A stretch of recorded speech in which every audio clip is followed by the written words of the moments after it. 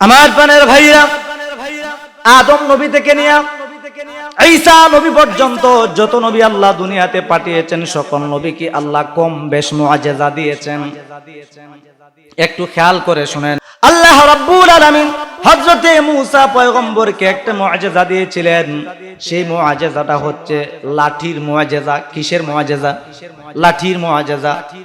হযরতে মূসা আলাইহিস সালাতু ওয়াস সালাম তার হাতের লাঠিটা যদি তিনি জমিনে ফেলে দিতেন, লাঠি ফেলে দিতে দেরি হতো, মুহূর্তের ভিতরেই অজগর সাপ হয়ে যেতে দেরি হতো না। জোরে কন্যা সুবহানাল্লাহ। সুবহানাল্লাহর আওয়াজে মনে হইতেছে আপনারা লাঠি ফালাইলে ওইটা সাপ হয়ে যাবে। কথা ঠিক না বেটি? আওয়াজে মনে হইতেছে, আরো জোরে কন্যা সুবহানাল্লাহ।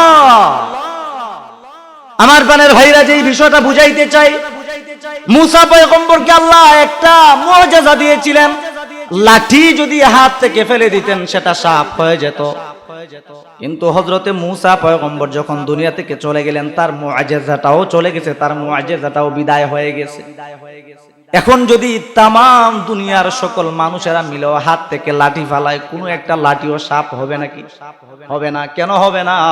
কারণ মূসা পয়গম্বরের যেই মুআজিজা ছিল, মূসা পয়গম্বর চলে গেছে, তার মুআজিজাও তার সাথে বিদায় হয়ে গেছে, শেষ হয়ে গেছে। আমার প্রাণের ভাইরা, এরপরে হযরতে দাউদ পয়গম্বর, আল্লাহ রাব্বুল আলামিন দাউদ পয়গম্বরকেও একটা মুআজিজা দিয়েছেন।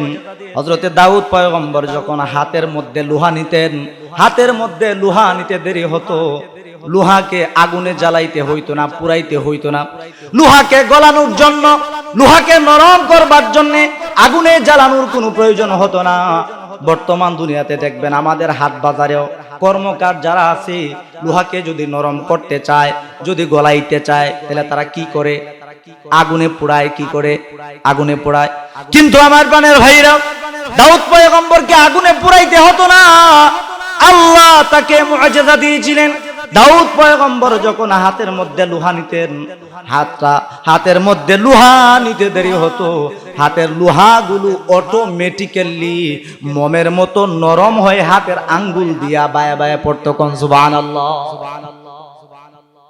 কিন্তু আমার প্রাণের ভাইরা, এখন যদি তামাম দুনিয়ার মানুষেরা মিলে হাতে লোহা নেয়, লোহা নিয়ে যদি কিয়ামত পর্যন্ত দাঁড়া থাকে, কোন লোহাকে কোনদিন গলবে নাকি? বলেন গলবেনি? গলবে না। কেন গলবে না? দাউদ পয়গম্বর দুনিয়া থেকে চলে গেছে, তার মুআজিজাও চলে গেছে। দাউদ নবী যতদিন ছিল, তার মুআজিজাটাও ততদিন ছিল। দাউদ নবী শেষ, তার মুআজিজাটাও শেষ। এরপরে আমার প্রাণের ভাইরা খেয়াল করেন, হযরতে ঈসা আলাইহিস সালামকে আল্লাহ পাক একটা মুআজিজা দিয়েছিলেন। জন্ম অন্ধ ব্যক্তি, কোন ব্যক্তি যদি আয়েশা বলতো আমার চক্ষু দুটো ভালো করে দাও, ঈসা পয়গম্বর হাত বুলাইয়া দিতে দেরি হতো, জন্ম অন্ধ ব্যক্তি ভালো হতে দেরি হতো না। কিন্তু আপনারা বলেন, বর্তমানে দুনিয়ার সাধারণ মানুষ কেন, মক্কার ইমামেও যদি অন্ধ মানুষের চোখে হাত বুলাইয়া দেয়, হাত ভালো হবে নি? বলেন হবে নি? কোন হিসাবে দিলে হবে না। কেন হবে না? কারণ ঈসা পয়গম্বর যখন চলে গেছে, তার মুআজিজাও চলে গেছে, তার মুআজিজাও বিদায় হয়ে গেছে। শুধু তাই না আমার প্রাণের ভাইরা, তখতে সুলাইমান আলাইহিস সালাতু ওয়াস সালাম তো আল্লাহ রাব্বুল আলামিন একটা মুআজিজা দিয়েছিলেন। সেই মুআজিজাটা হচ্ছে তখতে সুলাইমানি। হযরতে সুলাইমান পয়গম্বর যখন, যেহেতু তিনি তামাম দুনিয়া রাজত্ব করেছেন, তামাম দুনিয়া রাজত্ব করেছেন, চারজন মানুষ। কয়জন মানুষ? চারজন মানুষ। মুখস্থ করে যান। তামাম দুনিয়া শাসন করেছেন, রাজত্ব করেছেন চারজন। কয়জন? হযরতে ওমর কিন্তু তামাম দুনিয়া শাসন করেন নাই, তিনি অর্ধ জাহান শাসন করেছেন। তামাম জাহান তিনি কিন্তু শাসন করেন নাই। তামাম জাহান, তামাম দুনিয়া শাসন করেছেন কয়জন? চারজন। এর মধ্যে হযরতে সুলাইমান আলাইহিস সালাতু ওয়াস সালাম একজন, এর মধ্যে আরেকজন হচ্ছে যুলকারনাইন, আর কাফেরদের মধ্যে আছে আরো দুইজন। আমার প্রাণের ভাইরা, যেহেতু হযরতে সুলাইমান আলাইহিস সালাতু ওয়াস সালাম তামাম দুনিয়া শাসন করেছেন, তামাম দুনিয়ার যেহেতু তিনি প্রেসিডেন্ট ছিলেন, যেহেতু তিনি তামাম দুনিয়ার প্রেসিডেন্ট, এই জন্য তার তামাম দুনিয়া ঘুরে ফিরে দেখার দরকার আছে না নাই? বাংলাদেশের প্রধানমন্ত্রী দেশের বিভিন্ন জায়গায় বিভিন্ন সময়ে সফর করে ঘুরে আসে, দেখে কোন জেলার কি অবস্থা। কথা ঠিক না বেটি? নির্বাচনের আগে সিলেটে আসে, এক এক সময় এক এক জায়গায় যায়, সকল এলাকা ঘুরে ঘুরে দেখে কি অবস্থা। তো হযরতে সুলাইমান তো বাংলাদেশের ছিলেন না বাদশা, তামাম দুনিয়ার বাদশা ছিলেন হযরতে সুলাইমান।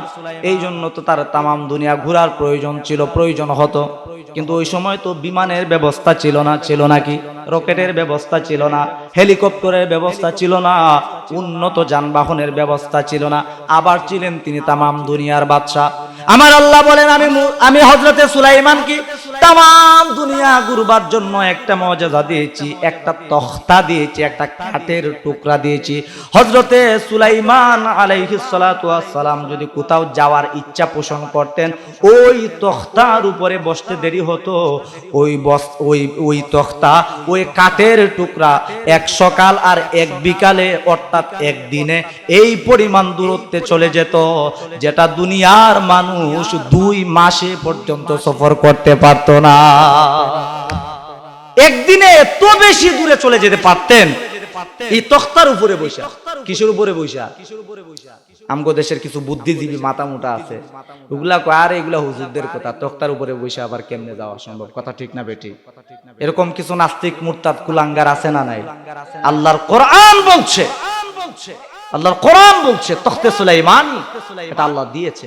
আরে আজকে থেকে বেশি না, 30-35 বছর আগেও যদি 30-35ও না, যদি আপনি 25-26 বছর আগেও আপনি কাউকে কথা বলতেন যে সামনে এমন একটা সময় আসতেছে যে বাংলাদেশে থাইকা লন্ডনে পোলা কি করতেছে এটা দেখতে পারবেন, আজ থেকে 30 বছর আগে বললে মানুষ বিশ্বাস করত?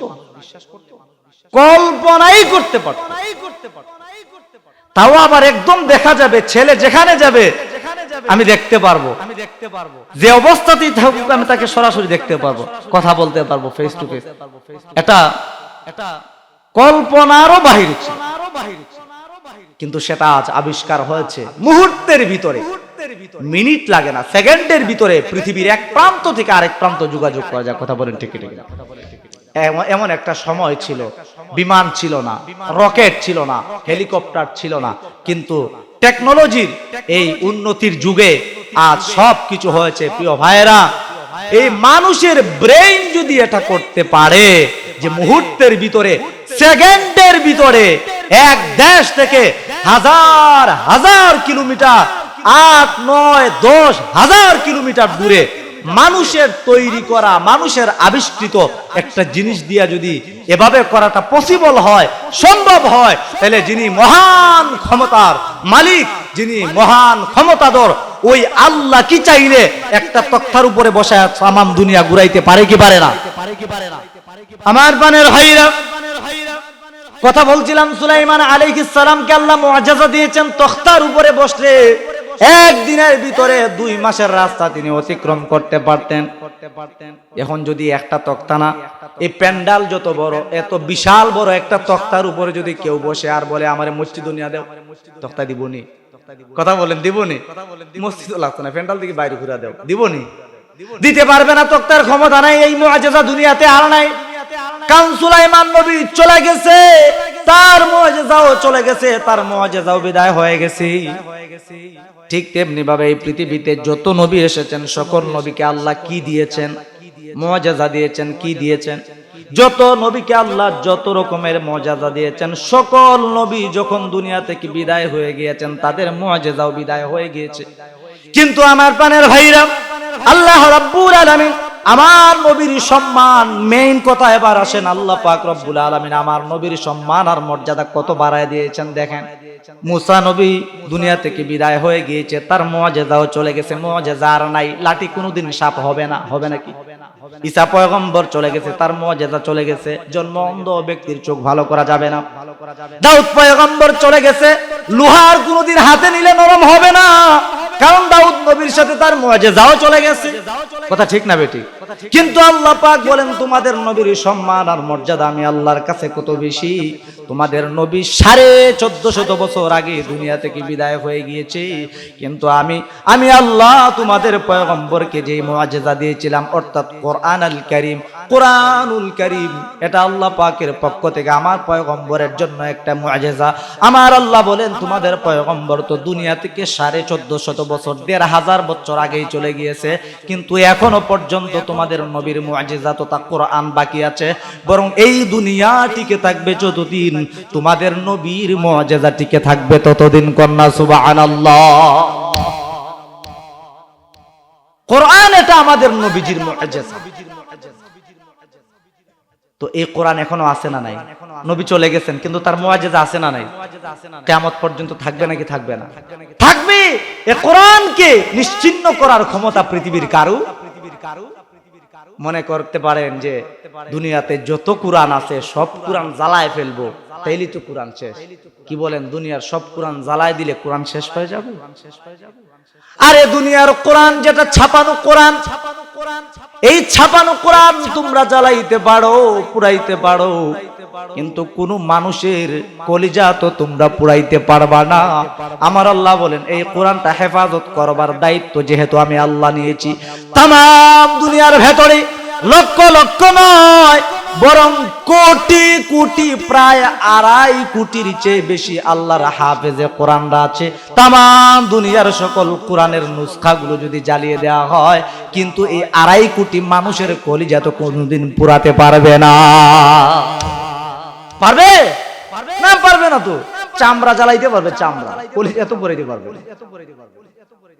কোরআনের নুসখা যদি একটা জ্বালায়, হাজারো লাখো কোটি কোটি হাফেজ আছে, তারা নিজেরা কোরআন লিখবে, কারণ তাদের সিনায় তো কোরআন সংরক্ষিত আছে। কথা ঠিক না বেটি?